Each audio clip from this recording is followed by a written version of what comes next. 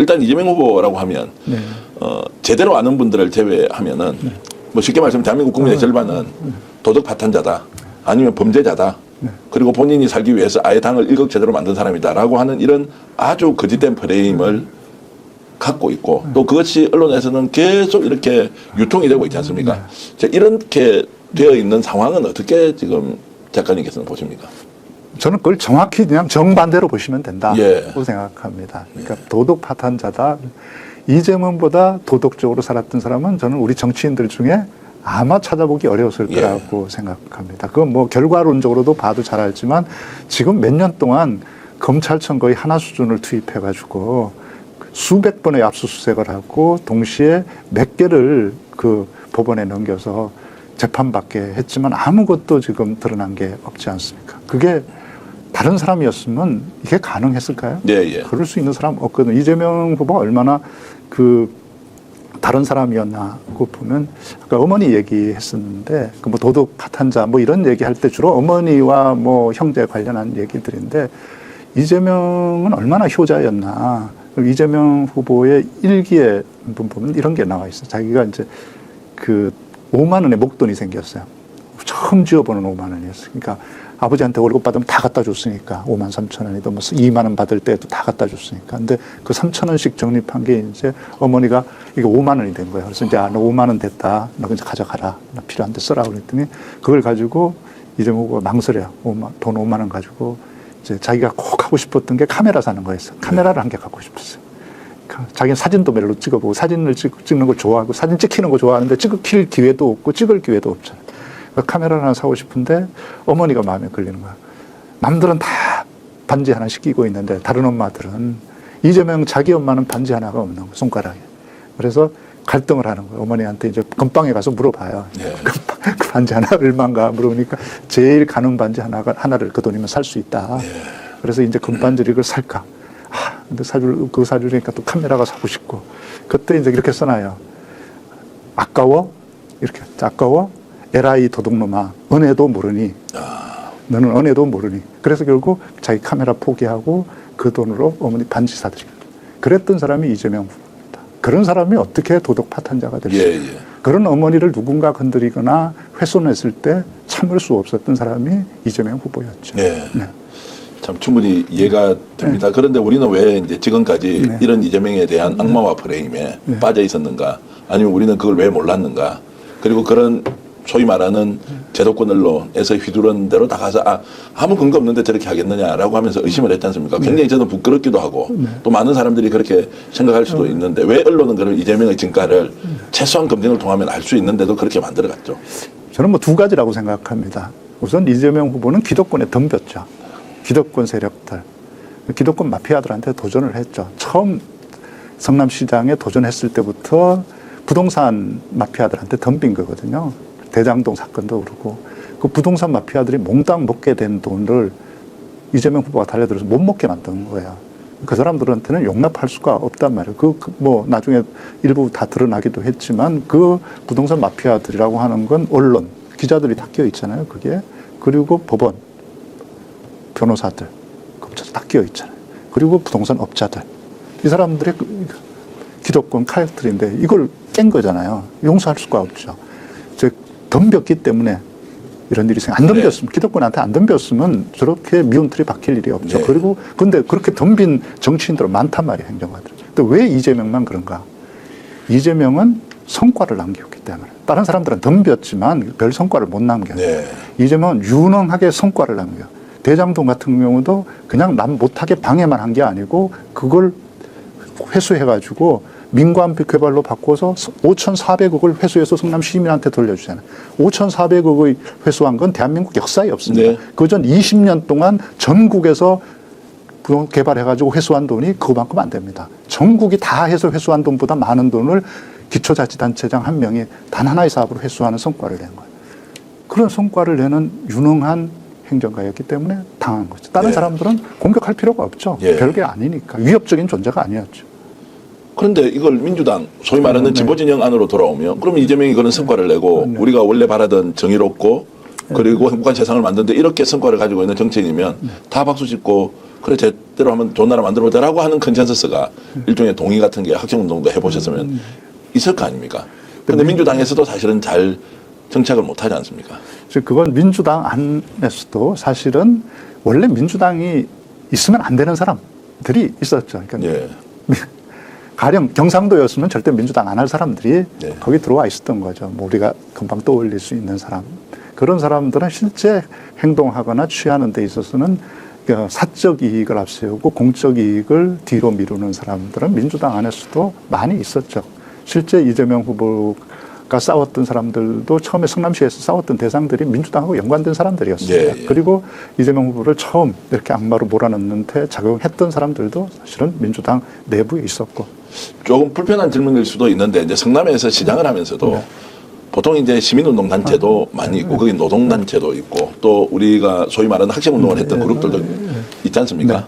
그쪽하고도 뭐 별로 친하게 지내거나 이런 게 아니었다라는 얘기를 제가 들었는데 그게 맞습니까? 이제 그런 점은 일부는 사실이고 일부는 사실이 그래요? 아닐 거라고 예. 생각합니다. 이제 그 시민운동하고 이건 본인도 중심적인 역할을 했고 열심히 했습니다.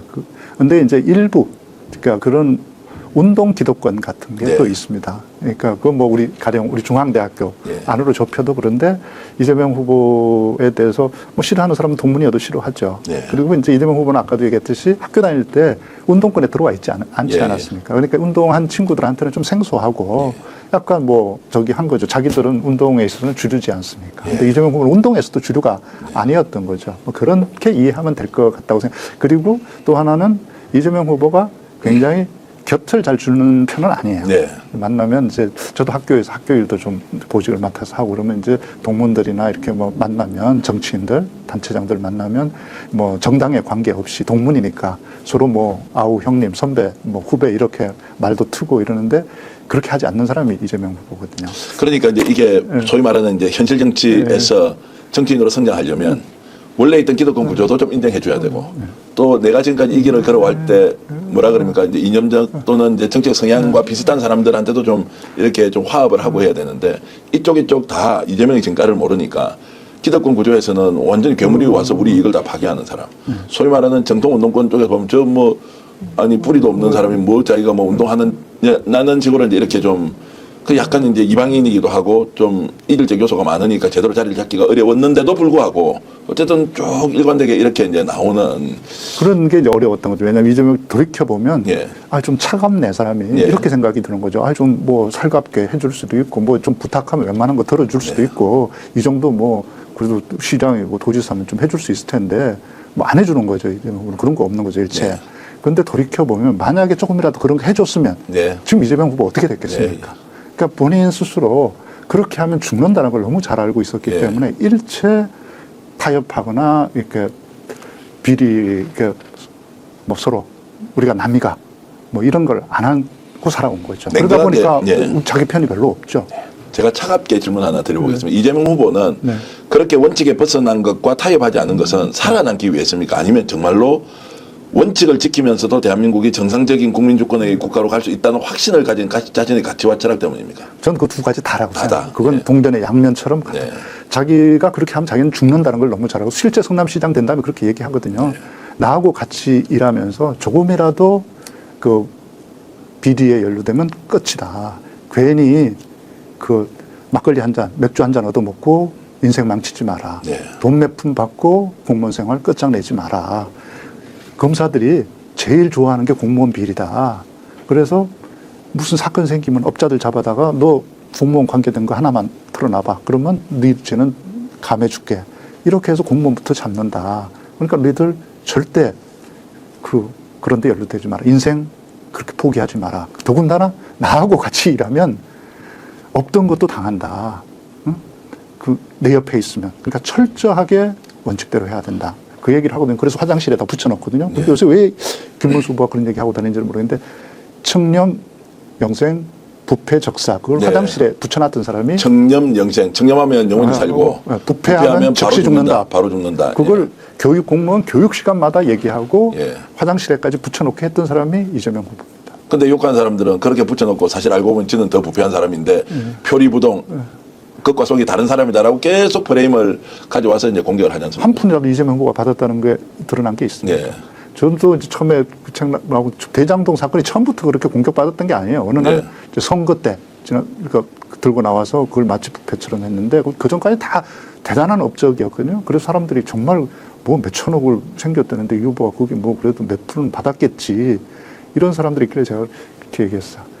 절대 그런 일은 없을 것이다. 네. 그건 왜냐하면 캐릭터라는 게 있거든요. 사람은 캐릭터가 있잖아요. 그렇게 어떤 상황이 되면 어떻게 행동할 사람. 가령 돈을 뭐 누가 가지고 오면 그것에 대해서 대응하는 방법이 사람에 따라 다르잖아요. 어떤 사람은 아유 뭐 이런 걸 뭘 주시냐 그러면서 받는 사람도 있고 아이고 뭐 이런 건 저는 안 받습니다. 근데 뭐 제가 아는 사람 중에 누가 그 좀 어렵대던데 좀 뭐 힘 좀 한번 써주시죠. 그래서 그쪽으로 가져가게 하는 사람. 네. 어떤 사람은 이거 얼굴에다가 그냥 바로 집어 던지는 사람이 있어요. 가져가세요. 그게 세 번째가 이재명 후보의 네. 캐릭터예요. 그래서 시장되고 나서 제일 먼저 했던 게 CCTV 달았잖아요. 자기 사무실에.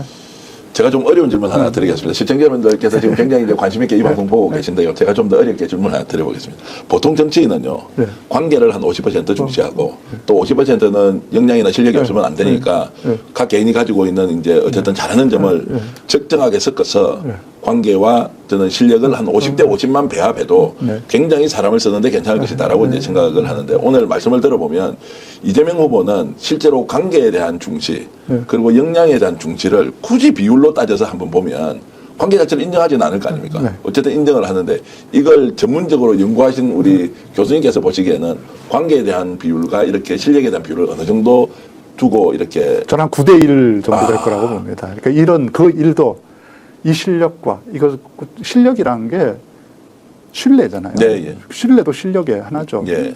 믿을 수 있고 사람들이 일관되게 정직하게 일하는 그 검증을 위한 관계 일이라고 저는 예. 생각합니다. 그래서 뭐 친명, 찐명 얘기 많이 하는데 저는 그 구별하기 굉장히 쉽다고 생각합니다. 예. 진짜 친명인지 찐명인지 구별하는 거 그 사람 진짜 일 잘하나. 벌써 일 잘하고 맡은 바 역할을 정확히 해내는 사람 그 사람 친명 맞다. 말만 많고 일 못하는 사람 친명은 아니다. 제가 교수님과 이렇게 말씀 나누면서 사전에 우리가 예고되어 있는 질문과 이제 답변은 없었는데 최근에 이재명 후보와 같이 일을 한다는 사람한테 얘기를 쭉 들어보면 우리는 이제 어떤 특정한 정치인을 관찰을 하면서 이렇게 보지 않습니까? 네. 그래서 그분께 제가 이렇게 해석을 한 적이 있죠. 야, 그런 유형이면 관계는 출발 지점에 불과하지 모든 것은 실력으로 검증한 사람이다. 네. 그런데 보통 정치판은 5대5인데 진짜 나쁜 부패한 놈은 관계가 9고분 실력이 1인 사람도 천지입니다. 네. 실제로. 근데 이재명 후보는 관계를 한 일 정도 하는 것은 관계는 출발 지점에서 서로 알아왔던 과거의 일종의 이염체 같은 건 정도 되는 것이고 나머지는 실력으로 다 평가하기 때문에 너무 가까이 가서 네 잘합니다 이런 이야기 할 필요 없을 것 같다. 기다리면 기회를 주거나 아니 운이 없으면 일 못하는 거지 너무 매달린다고 자리 차릴 수 있는 거 아닌 것 같은데요. 제가 이제 이렇게 말씀을 드린 적이 있는데 꼭 우리 짜고 치는 고수것 같습니다. 굉장히 정확하게 보신 거예요. 예. 뭐 그런 사람들 그 곁에 남아 있는 사람 없을 거예요. 네. 그러니까 이제 미움을 많이 받는다는 것도 네, 가까이 그렇죠. 일했던 사람이 내가 민주당인데 성남 출신인데 변호사 출신인데 학교 동문인데 경북 출신인데 안동인데 이제 이런 소위 말하는 우리 사회가 기득권 구조를 형성하는 그 일종의 네트워크가 먹히지 않으니까 실력 없는 사람들이야 좋아할 수가 없는 거죠. 그렇죠. 그러니까 이쪽에서 욕을 하고 있는데 상대는 나쁜 프레임을 가지고 막 공격할 때도 이재명을 방어 안 해주는 거예요. 그렇죠. 나도 별로 안 좋아하니까. 네. 뭐 그렇게 하여튼 제가 이제 시청자 여러분께 설명을 드리면서 언론과 기득권이 더 씌운 도덕적 파탄자라는 낙인을 방현석 교수는 정면으로 박살 내버렸습니다. 수백 번의 압수수색에도 먼지 하나 나오지 않은 철저함은 그가 얼마나 썼을 퍼런 자기검열 속에 살아왔는지를 증명해 준 거죠. 어머니의 손가락에 끼워줄 반지 하나를 위해 자신의 유일한 꿈이었던 카메라를 포기했던 청년 이재명의 효심은 실로 뭉클했습니다. 부패하면 즉사한다는 문구를 화장실 벽에 붙여놓고 스스로를 채찍질했던 성남시장 시절의 결기는 타협 없는 도덕적 원칙 그 자체였습니다. 기득권 마피아들의 먹잇감을 빼서 시민에게 돌려준 유능함이 오히려 그를 악마로 만드는 빌미가 되었다는 주장은 뼈아프게 들려옵니다. 이 영상에 좋아요와 댓글 달아주시면 더 많은 사람들이 이 영상을 볼 수 있습니다.